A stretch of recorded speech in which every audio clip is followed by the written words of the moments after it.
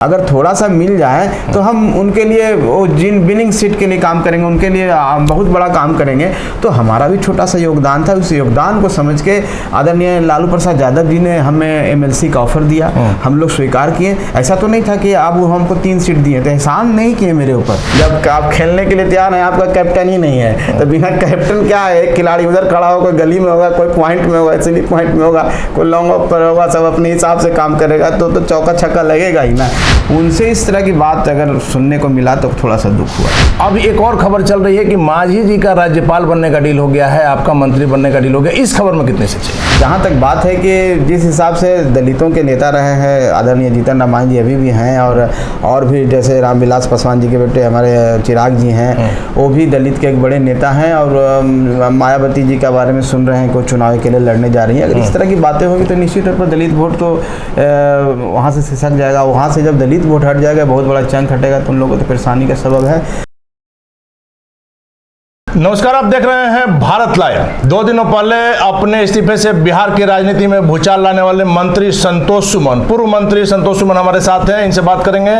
क्या कुछ हो गया सर? लगातार कहा जा रहा था कि जीतन राम मांझी भी कहते थे आपके पिताजी कि मुख्यमंत्री नीतीश कुमार के साथ लगातार हम बने रहेंगे, किसी स्थिति में नहीं हटेंगे, अचानक से यह। देखिए, हम लोग ने जो बात कही थी और आज भी उस पर कायम थे। हम लोग अंतिम समय तक कोशिश की, लेकिन जब अस्तित्व की बात आती है, अपने अस्तित्व के खतरे की बात आती है, और हम जिन मुद्दों को लेकर पार्टी बनाए हैं गरीबों की आवाज़ बनने के लिए, जब उसके लिए परेशानी हो रही थी तो एक फैसला हुआ, और वो फैसला हुआ कि हम अपने पद से रिजाइन कर दें। और बात नहीं है, हम लोग अपनी तरफ से पूरी कोशिश किए नीतीश जी के साथ रहने में, और नीतीश जी से हम लोग कोई उस तरह की बात नहीं है, लेकिन एक पार्टी की तरफ से उनकी एक रणनीति थी, और रणनीति के तहत उन्होंने सोचा कि हमारी पार्टी का विलय उनमें हो जाए। और हमारी पार्टी की भी रणनीति, हमारे भी कार्यकर्ता हैं, और हम इतने दिनों से पार्टी को चला रहे हैं, 9 साल हमारी पार्टी को हो गया, और हम आगे बढ़ रहे हैं धीरे धीरे। तो हमें भी जीने का अधिकार है, हमें भी आगे बढ़ने का अधिकार, हमें भी गरीबों की सेवा करने का अधिकार है जो संविधान ने दिया। इसी को बचाने के लिए हमने इस्तीफा दिया, और कोई बात नहीं। तो आपका कहना है कि आप अभी भी महागठबंधन में बने रहना चाहते थे, लेकिन मुख्यमंत्री जी ने बाहर का रास्ता दिखा दिया। देखिए, मुख्यमंत्री जी की बात तो हम नहीं कहेंगे, लेकिन जो महागठबंधन के घटक के बड़े दल हैं, खास करके माननीय तेजस्वी यादव जी का भी स्टेटमेंट आया, और राष्ट्रीय अध्यक्ष जनता दल यूनाइटेड ललन सिंह जी का भी स्टेटमेंट आया, तो उससे हम समझते हैं कि उन लोग नहीं चाहते हैं महागठबंधन में रहने के लिए, तो कोई ज़बरदस्ती नहीं रहता। तो हम लोग स्वेच्छा से कहें, जब उनकी इच्छा है तो हम लोग महागठबंधन से अलग हो जाते हैं। उपेंद्र कुशवाहा ने जिस प्रकार से अपने दल का विलय किया, और बाद में उनको एहसास हुआ कि गलती कर दिया, उन्हीं से सबक लेकर के आप लगा कि उन्हें विलय नहीं करना है, ऐसे थोड़ा बार्गेनिंग में भी अच्छा लगता है। देखिए, मैं किन्हीं पर टिप्पणी नहीं करना चाहता हूँ। हमारी पार्टी का इंडिपेंडेंट डिसीजन है, और हम लोग अपने तरीके से काम करते हैं। उन्होंने क्या किया, वो हम लोग से ज़्यादा समझदार हैं, और उनकी अपनी रणनीति रही होगी।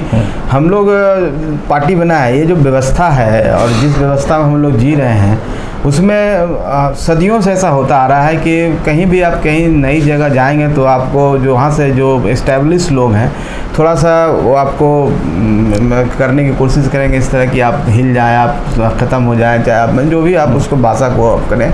लेकिन आपकी काबिलियत पर डिपेंड करता है। मान लीजिए आप चैनल चला रहे हैं, और आप भी दिन पर दिन आपके व्यूअर सब्सक्राइबर बढ़ते जा रहे हैं, और आपका नाम हो रहा है, बाबा आपके हैं, इनके बारे में सब जान रहा है, पूरा बिहार जान रहा है। अगर आपसे कोई बड़ा चैनल कहे कि तुम अति कर दो, मेरे में आ जाओ, तुम बंद कर दो, तो आपके स्वाभिमान पर भी कुछ ठेस पहुँचेगा। छोटी दुकान जो बोला गया, उससे भी कुछ टेंशन हो गया क्या सर? नहीं, टेंशन नहीं हुआ, हमें तो कोई टेंशन नहीं हुआ। हमें तो इस बात के दुख है कि माननीय ललन बाबू इतने प्रतिष्ठित व्यक्ति हैं, और उस एक बड़े दल के जो सरकारी दल है उसके राष्ट्रीय अध्यक्ष हैं, उनसे इस तरह की बात अगर सुनने को मिला तो थोड़ा सा दुख हुआ। विजय चौधरी जो कि मुख्यमंत्री नीतीश कुमार के खासम खास माने जाते हैं, आप लोग से भी बढ़िया संबंध होगा, लगातार 2 बार मुलाकात की है, उसके बाद आप लोग अपने सारे विधायकों के साथ मिले, फिर भी डील नहीं हो पाई। डील का मामला है ही नहीं, एक ही मामला, एक ही प्रस्ताव है कि आप मर्ज कर जाइए, तो डील कहाँ से? तो जब आपको बनाया गया, आपको एमएलसी तो राजद नहीं बनाया, मंत्री भी मुख्यमंत्री जी ने बनाया, आपके पिताजी को मुख्यमंत्री नीतीश कुमार ने बनाया, वैसे में अगर 4 पार्टी लेकर के, 4 विधायक लेकर के अगर आप विलय कर जाते तो क्या दिक्कत है? देखिए, ये आप मिसकंसेप्शन है और जिस तरह से इंटरप्रेट आप कर रहे हैं कि राजद ने मुझे बनाया।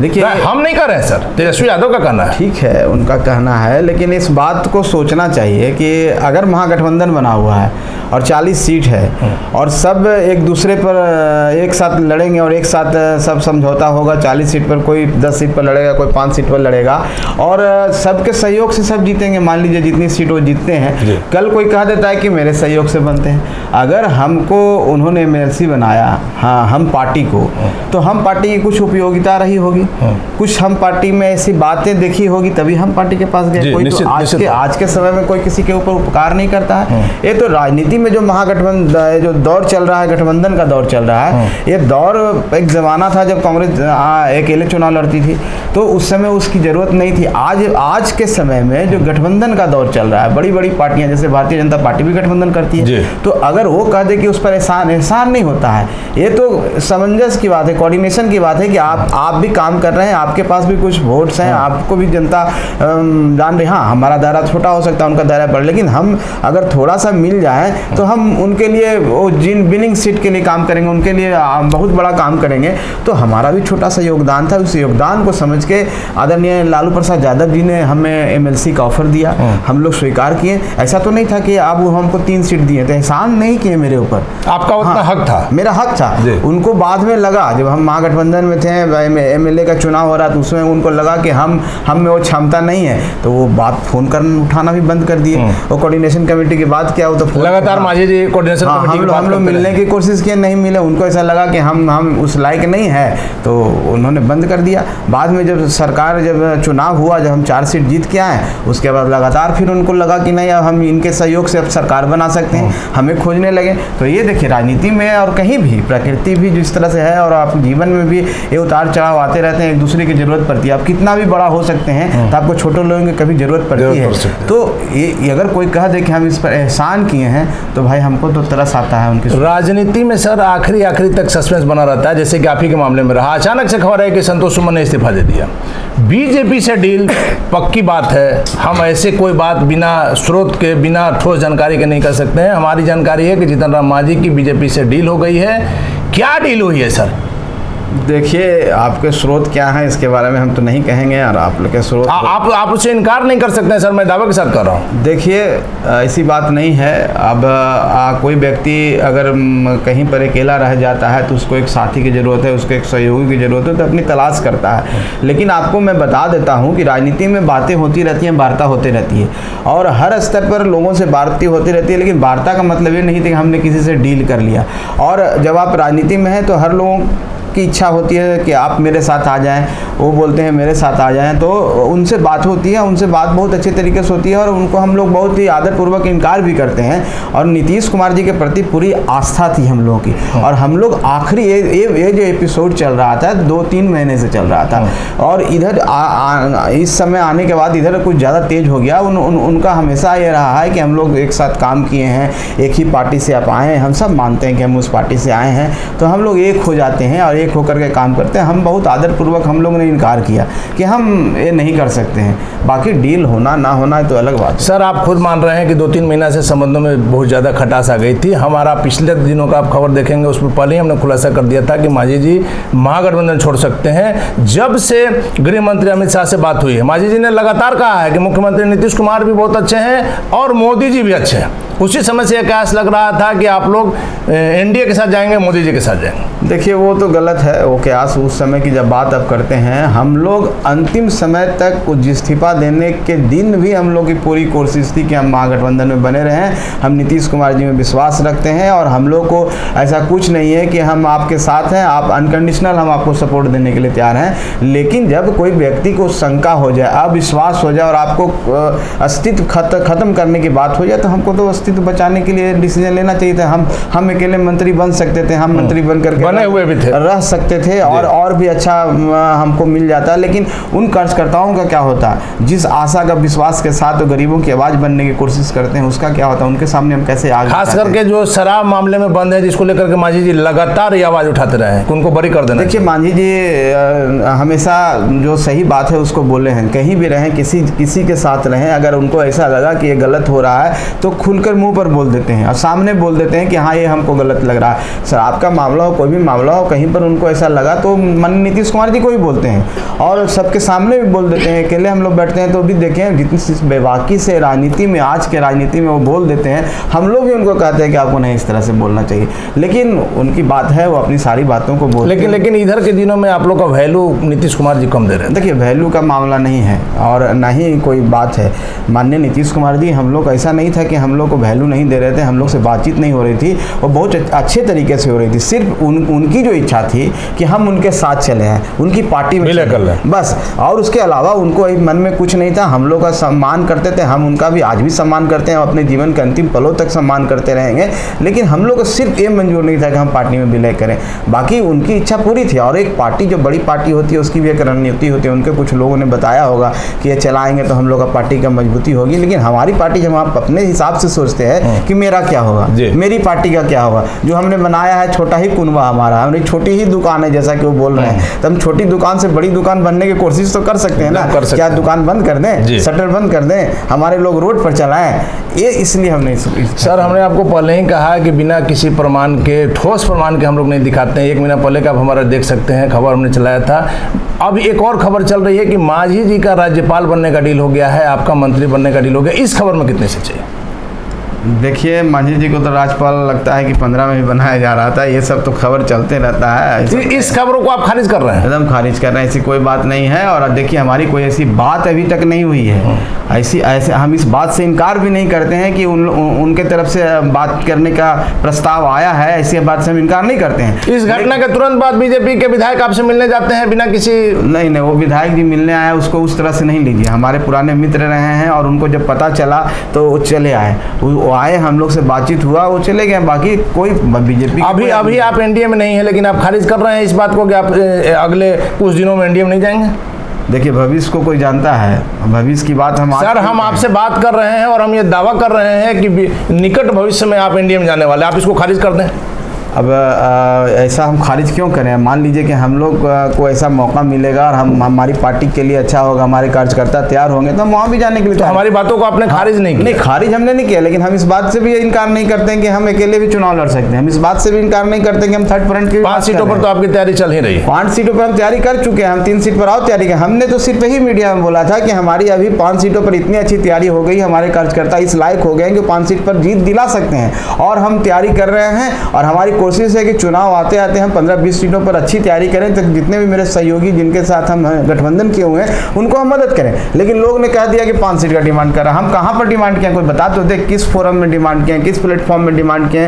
हम महागठबंधन के किस नेता के सामने हम बोलें कि हमको 5 सीट चाहिए? हम तो अपनी तैयारी बताए हैं। और हमारे कार्यकर्ताओं की जो भावना थी, राजगीर के और परिषद के, राष्ट्रीय परिषद के बैठक में हमारे संरक्षक महोदय ने बोला, और कार्यकर्ता बोले कि हम लोग को इतना जगह लड़ना चाहिए। हम यात्रा निकालें, मगध में निकले, उसके बाद मुंगेर डिवीजन में निकले, तो हम लोग देख रहे हैं कि अपार भीड़ थी और रोड पर लोग खड़े थे, सैकड़ों की संख्या में खड़े थे। निश्चित तौर पर मांझी जी दलितों के बहुत बड़े नेता हैं। हम जा रहे हैं वहाँ पर एक सम्मेलन टाइप के हो रहा है, सभा टाइप के हो रहा है, तो हम वहाँ के कार्यकर्ताओं से लगा कि हम लोग ग्राउंड स्तर पर इतने जगह पर पहुँच चुके हैं। वो बात हमने बोली, और वो बात बोलने के बाद कोई उसको मिस इंटरप्रेट कर रहा है कि 5 सीट मांग रहे हैं, दबाव बना रहे हैं, ये बना रहे हैं। नहीं सर, हम बराबर कहते हैं कि खबर वो नहीं है जो दिखाई जाती है, खबर वो है जो छिपाई जाती है। अब खबर छिपाई जाती है, दिखाई जाती है, तो हम लोग बहुत सीधे साधे आदमी, हम लोग इस सब चक्कर में नहीं पड़ते हैं। जो बात होती है साफ बोलते हैं, बेबाकी से बोलते हैं, और इनकार भी करना है तो हम लोग सामने को इनकार करते हैं। 18 तारीख की बैठक में क्या कुछ होने जा रहा है? देखिए बैठक 19 तारीख को है। हम लोग जितने भी लोग हैं प्रबुद्ध हमारे पार्टी के, राष्ट्रीय कार्यकारिणी के सदस्य हैं, हम लोगों ने बुलाया है, और बुला के उनसे हम राय लेंगे कि हम लोग की रणनीति क्या होना चाहिए। रणनीति इन द सेंस कि हम लोग को पार्टी अभी 6, 7, 8, 9 महीने हैं, चुनाव के 6, 7 महीने अकेले संघर्ष करके अपना संगठन का विस्तार करेगी, या कोई थर्ड फ्रंट कुछ लोगों से बात करे, या फिर जो जिस तरफ आप इशारा करें उस तरफ भी जाने की बात हो, तो ये सारी बातों की चर्चा। सर, आप मान रहे हैं कि आप लोग के जाने के बाद महागठबंधन से दलित वोट खिसक गए? देखिए हम लोग को बोलने से और हम लोग को लगने से कोई बात नहीं है। आप ज़्यादा है, आप ज़्यादा विश्लेषण करते हैं, ये आप लोग को सोचना है। हम अपनी बात कहेंगे, वो अपनी बात कहेंगे। लेकिन जहाँ तक बात है कि जिस हिसाब से दलितों के नेता रहे हैं आदरणीय जीतन राम मांझी अभी भी हैं, और भी जैसे रामविलास पासवान जी के बेटे हमारे चिराग जी हैं, वो भी दलित के एक बड़े नेता हैं। और मायावती जी के बारे में सुन रहे हैं, कोई चुनाव के लिए लड़ने जा रही हैं। अगर इस तरह की बातें होंगी तो निश्चित तौर पर दलित वोट तो वहाँ से सिसक जाएगा। वहाँ से जब दलित वोट हट जाएगा, बहुत बड़ा चंक हटेगा, तो उन लोगों को तो परेशानी का सबब है। और बाकी हम कुछ नहीं कर सकते, हम अपनी तैयारी कर रहे हैं। हम अपने लोगों को, हम एक सिर्फ दलित की बात नहीं करते हैं, हम तो गरीब की बात करते हैं। गरीब में सभी लोगों को साथ लेके चलने की बात करते हैं। हम लोग जात कास्ट की राजनीति नहीं करना चाहते हैं, और हमारी तैयारी है। और हम आने वाला समय में इतनी अच्छी तैयारी करना चाहते हैं और अपनी पार्टी को इतने ऊपर ले जाना चाहते हैं, संगठन विस्तार करके और लोगों को मजबूत करके, कि जिस भावना आकांक्षा के साथ हम लोग साथ जुड़े हुए हैं। हम लोग के गरीब लोग जिस हिसाब से जो पटना नहीं आ सकते हैं, जिनको आने के बाद खाने के पैसे नहीं होते हैं, उनका दर्द समझ करके हम लोग इस पार्टी को बनाए हैं। कि पार्टी से उन लोगों को एक आशा है। बहुत संख्या में आप देखेंगे 12 नंबर हमारे जो वहाँ रेसिडेंस है, वहाँ पर लोग हैं, इतने गरीब लोग आते हैं, उनको देख के दर्द होता है। तो उनके लिए हम लड़ाई लड़ रहे हैं। बाकी क्या होगा ना। मांझी जी के आने से कहा जा रहा है कि चिराग पासवान खेमे में बेचैनी है, क्योंकि आप भी दलित के नेता हैं, वो भी दलित के नेता है। देखिए, हम तो इस पक्ष को मानने वाले हैं कि आज की राजनीति में जिस हिसाब से इग्नोर किया जाता है, हम तो जितने भी अनुसूचित जाति दलित जिनको कहते हैं, आप उनके नेता हैं, सबसे कहते हैं एक जगह सब चलाइए, एक जगह आकर के अपनी लड़ाई को कलेक्टिव वे में लड़िए, एक साथ होकर लड़िए, तब आपकी ताकत नज़र आएगी, तब आपको सम्मानजनक मौका मिलेगा, सम्मानजनक प्रतिनिधि। दलित राजनीति बहुत बड़ा मुद्दा है सर, आज़ादी के बाद से। आपको क्या लगता है, आपने दोनों के साथ काम किया है, मुख्यमंत्री नीतीश कुमार, प्रधानमंत्री मोदी, दलितों के सच्चा मसीहा कौन है? आपका अपना विचार। देखिए, निश्चित तौर पर आप अगर देखेंगे आज के समय में, तो दलित लीडर्स जितने हैं सब मोदी जी के साथ कहीं ना कहीं जुड़े हुए हैं और सबका सम्मान उन्होंने दिया है। तो निश्चित तौर पर है कि मसीहा तो नहीं कह सकते हैं, लेकिन शुभचिंतक हैं, शुभचिंतक हैं और दलितों के लिए काम कर रहे हैं। दलितों का सम्मान देने की बात है। जैसे देखिए, आदिवासी हमारी महामहिम हुई, चाहे उनसे पहले एससी जो अनुसूचित जाति के थे वो हुए, और भी विभिन्न पदों पर सम्मान देने का तो काम भारतीय जनता पार्टी कर रही है। 23 तारीख को जो देश भर के विपक्षी नेताओं की बैठक होने वाली है सर, इसको किस रूप से आप देख रहे हैं? क्योंकि जिस प्रकार से इसे प्रचारित किया जा रहा था, 7 दलों का गठबंधन तो नीतीश कुमार जी से चल नहीं पाए। एक आप खिसक गए, कहा जा रहा है कि एक आध और खिसकने की कगार पर है। मंत्रिपरिषद को लेकर के, मंत्रिमंडल के विस्तार को लेकर के कांग्रेस भी जो है वो नाराज बताई जा रही है। वैसे में 23 तारीख की मीटिंग को क्या आप देखते हैं? देखिए, हम एक चीज़ देखते हैं कि 23 तारीख में जितने भी पार्टियां आ रही है, सबकी विचारधारा अलग अलग है और सबकी विचारधारा एक दूसरे से नहीं मिलती है, और सब रीजनल हैं, और कहीं पर वो बिहार से कहीं बाहर है, कोई दूसरे स्टेट में, सबकी अपने अपने स्टेट में उनका वोट बैंक है, दूसरे स्टेट में वो नगण्य है। सबको एक दूसरे से लड़ाई आपस में, सब दूसरे, हाँ, एक दूसरे को है। और कहीं पर हर जगह कांग्रेस से है, और सब लोग आ रहे हैं इस बात को लेकर के क्या कि लीडरशिप की तलाश करने आ रहे हैं। एक इस्टेब्लिश लीडर है देश में, और इतने सशक्त लीडर हैं जिसको पूरे देश दुनिया जान रहा है, एक लीडर की तलाश कर रहे हैं। तो एक इस्टेब्लिश लीडर के सामने एक लीडर की तलाश हो रहा है। लॉटरी होने वाला है, और लॉटरी में किसका नंबर आ जाएगा, उसका नंबर आने के बाद जो और वरिष्ठ पार्टियां के लीडर हैं वो उसको मानेंगे कि नहीं मानेंगे, ये लड़ाई है। इस लड़ाई में हम नहीं समझते हैं कि इस बैठक का ऐसा कोई उपयोगिता है, और ये सब टूट जाएगा, बिखर जाएगा। और कांग्रेस इतनी बड़ी पार्टी है, उसको लोग कह रहे हैं कि आप कम सीटों पर लड़िए, हमारे साथ मिल के लड़िए, तो ये सब कुछ होना नहीं है। ये सब सिर्फ दिखावा है। और जो होस्ट हैं जिन्होंने किया है, बुलाया है, उनके राष्ट्रीय अध्यक्ष कह रहे हैं कि वो पीएम कैंडिडेट नहीं है। जो उनके साथ चल रहे हैं वो कह रहे हैं हम सीएम कैंडिडेट नहीं हैं। तो जब मैदान छोड़ के पहले ही भाग रहे हैं, आप खेलने के लिए तैयार ही नहीं है, तो आप अपने यहाँ स्टेडियम बना के क्यों मुख्य दर्शक और सिर्फ दर्शक बनने के लिए? तेजस्वी यादव जो कहे हैं सर कि 23 के पहले हमारे यहाँ छापेमारी हो सकती है।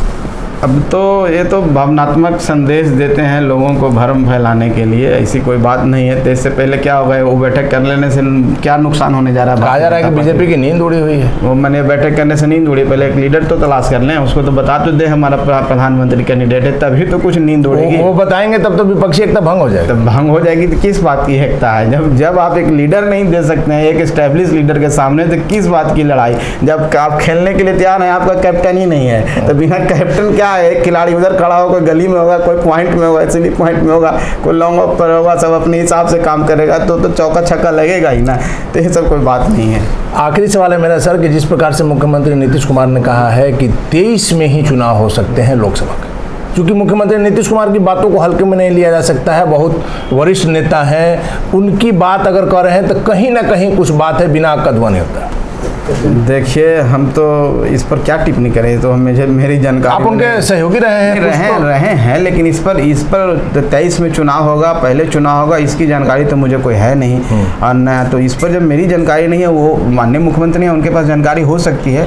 लेकिन अगर ऐसे व्यक्तिगत तौर पर पूछेंगे तो मुझे नहीं लगता है कि उससे पहले चुनाव होना है, समय पर ही चुनाव होगा। क्योंकि कहीं पर निगाहें, कहीं पर निशाना मुख्यमंत्री नीतीश कुमार का पुराना चीज रहा है, उनको समझना मुमकिन नामुमकिन कहा जाता है। तो क्या उन्होंने विधानसभा को लेकर कुछ नहीं कहा? हो सकता है, वो तो चाणक्य हैं, आज के दौर में बिहार के चाणक्य हैं। बिहार में उन्होंने जो एक लकीर खींची है और जिस हिसाब से वो 17 सालों से अनवरत रूप से उस कुर्सी पर बैठे हुए हैं, तो कुछ तो काबिलियत है और उसके कायल हैं हम लोग तो हमेशा कहते हैं कि पीएम मटेरियल हैं। हम लोग तो आज भी कहते हैं कि बिहार से अगर कोई व्यक्ति को मौका मिले तो नीतीश कुमार जी सबसे उपयुक्त व्यक्ति हैं। और बिहार से अगर वो प्रधानमंत्री बन जाते हैं, प्रधानमंत्री के बनने के बाद राज्य का विकास हो सकता है। और जिस हिसाब से वो स्पेशल दर्जा देने की बात कर रहे हैं, बिहार को पैकेज देने की बात कर रहे हैं, तो ऐसा होगा तो बिहार का विकास होगा बिहार को। लेकिन सवाल है कि ये एकता हो पाएगी तब ना। अब आप इतने फर्म डिटर्मिनेशन में हैं, आप कह रहे हैं कि हम करेंगे, पूरे देश घूम रहे हैं, आप बाद में कहते हैं कि हम उस लायक है ही नहीं, हम उसके रेस में हैं ही नहीं, तो ये तो अच्छी बात नहीं है। सबको आगे बैठा के सबको एक साथ ला करके बाद में मैदान छोड़ के भाग जाइएगा तो उन खिलाड़ियों का क्या होगा बेचारा। इसलिए मेरी शुभकामना है कि अच्छे से बैठक हो। धन्यवाद सर। तो ये थे हमारे साथ पूर्व मंत्री संतोष सुमन जी। मुख्यमंत्री नीतीश कुमार से आज भी प्रेम झलक रहा है, राजनीति का चाणक्य करार दिया है, और कितना भी मंत्रिमंडल से निकल गए हैं, लेकिन मुख्यमंत्री नीतीश कुमार का यह व्यक्तित्व है कि साथ छोड़ने वाले लोग भी पर्सनली उनकी शिकायत नहीं करते हैं। लेकिन एक सबसे अहम बात जो निकल कर आई है, लगातार जो हम दावा कर रहे हैं कि जीतन राम मांझी एनडीए के शीर्ष नेतृत्व के संपर्क में है, प्रधानमंत्री मोदी के संपर्क में है, इन बातों को खारिज नहीं किया है संतोष सुमन ने। निश्चित तौर पर आगे आने वाले दिनों में हमारा दावा है कि आप देख सकते हैं कि पूर्व मुख्यमंत्री जीतन राम मांझी एनडीए का दामन थाम सकते हैं। हमारे दावों में क्या सच है ये तो वक्त बताएगा। फिलहाल आप बने रहे भारत लाइव के साथ। अगर ये वीडियो पसंद आई और वह बिहार के राजनीति और बिहारियत से सरोकार रखेनी तो सब्सक्राइब बटन दबा के चैनल के सब्सक्राइब कर ली। ओजे एगो घंटी बा, ओकरा बटन दबा देला से कुल सटीक और मारक खबर रुआ मुफ्त में मिल जाई। अगर रुआ पत्रकारिता के हमनी के नया प्रयोग में सहयोग कर चाहतानी तो ज्वाइन बटन दबा दी। पेटीएम नंबर नोट कर ली 9386816700। धन्यवाद।